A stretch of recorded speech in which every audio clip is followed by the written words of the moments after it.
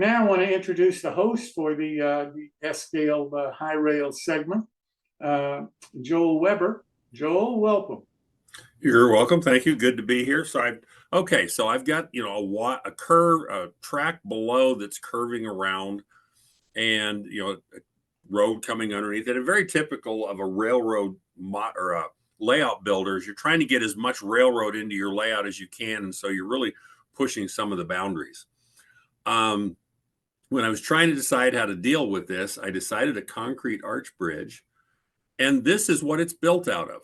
This is 3 layers of 2-inch building foam. I drew out the measurements I needed, set a template for the cut all 3 pieces, put them together with white glue and 4 clamps, and glued them together long enough that they made a piece, shaped them fairly well, and then I coated them with joint compound, like you use on wallboard, sanded that, put a little wood trim on there, and this is what I ended up with. Hello? You hear me?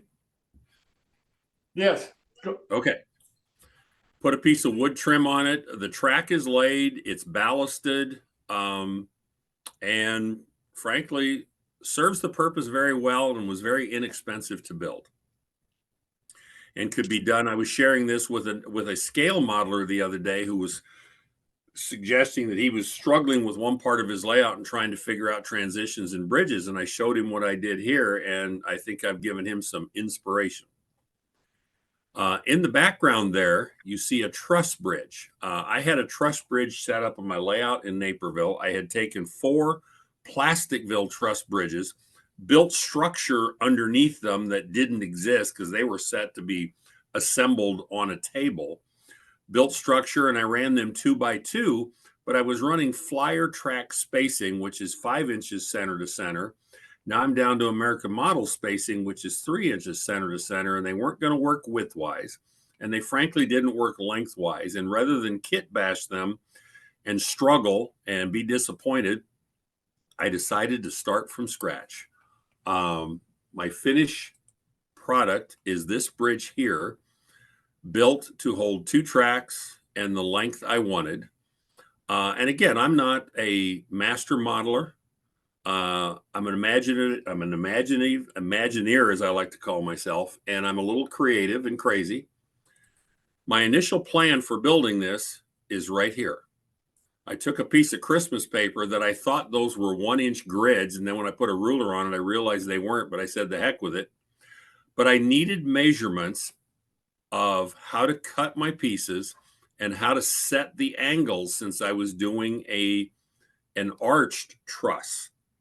I did a lot.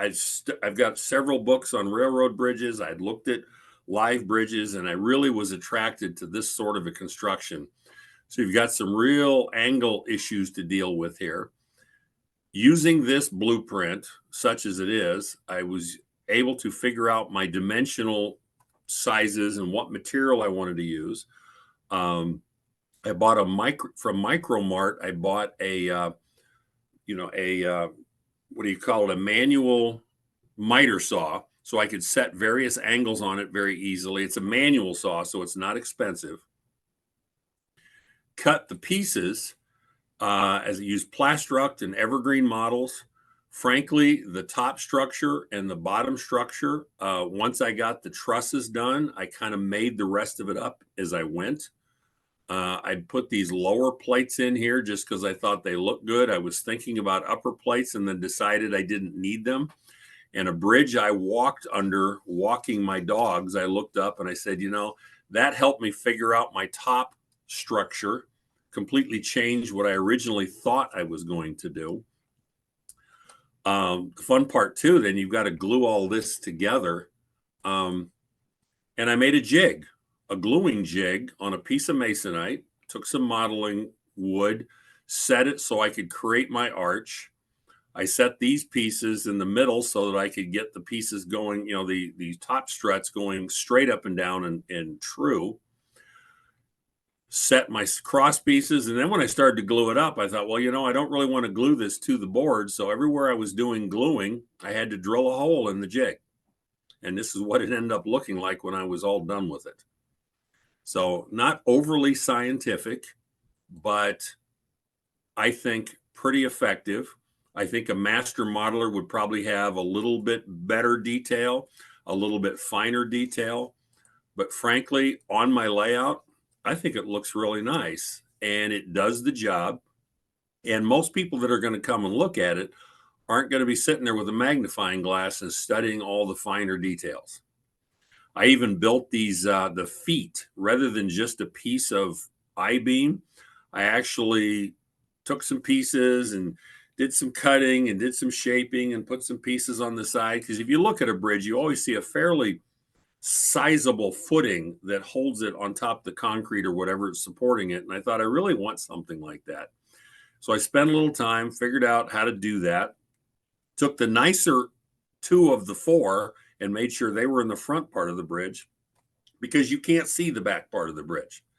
You know, it's up against the wall. So I made sure that the truss and the feet that were in the front were the ones that made me happier, so they looked better. And it performs really well. It looks good, and it's totally unique and fits exactly where I needed it to fit. So I guess, like a lot of modeling, it's fitting what you need.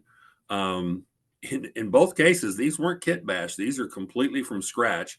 This one's a little more detailed or engineered than my arch bridge, which again is literally just 3 layers of foam and a piece of wood trim on each side, painted up with a warm gray and white blend that gave me what I thought a decent concrete color. One of these days I might find some decals for some graffiti, but right now they make me happy.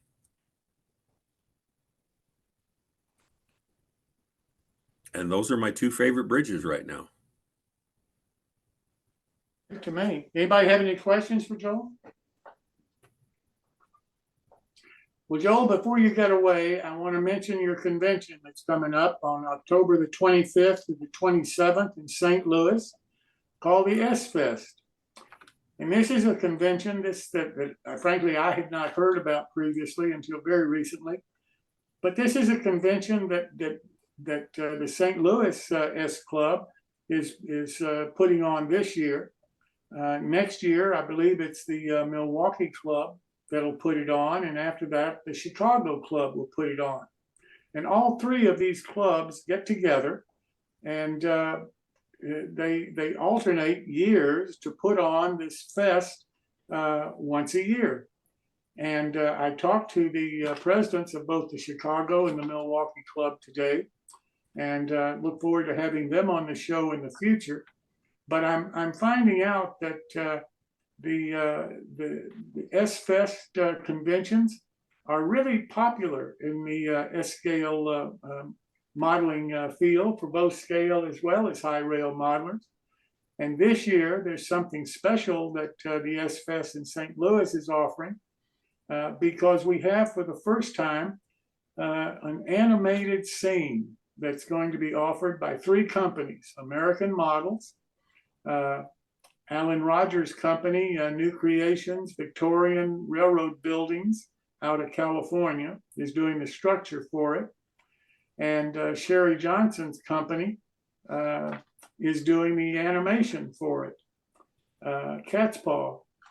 And this is something that will be announced formally on the 28th of September, and it'll be available for pre-orders at Joel's show the 25th, the 27th of October.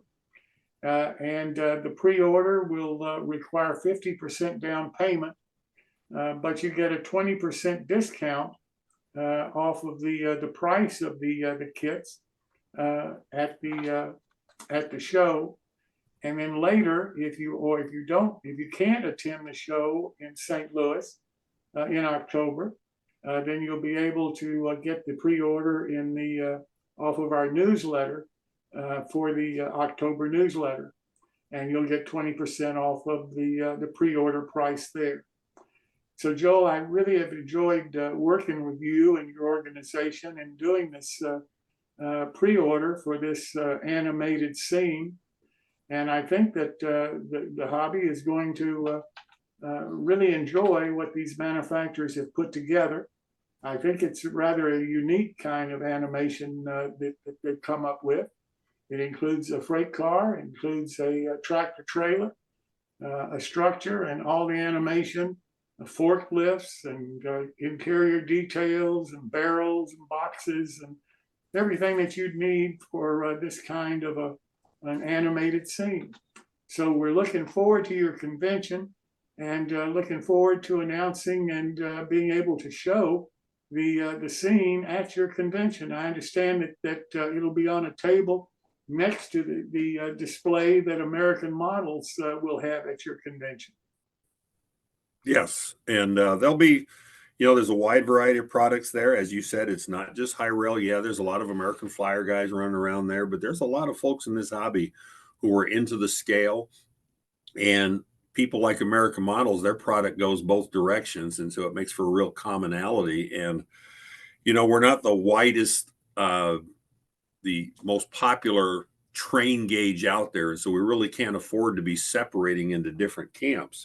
So we like that our convention addresses all. Our layout tour at our convention will have an SN3 layout on it. We will have a scale layout on it.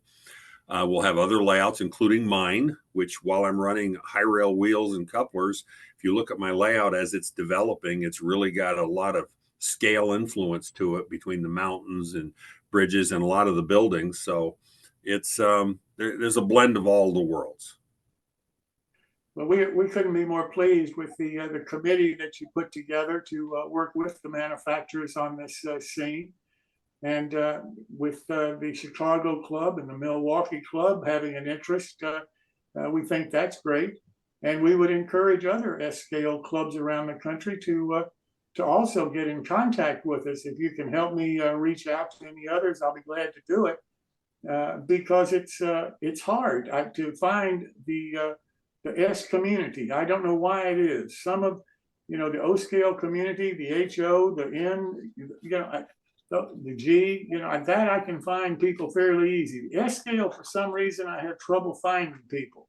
But I'm very encouraged with the clubs that you've led me to, and look forward to working with you all in the future.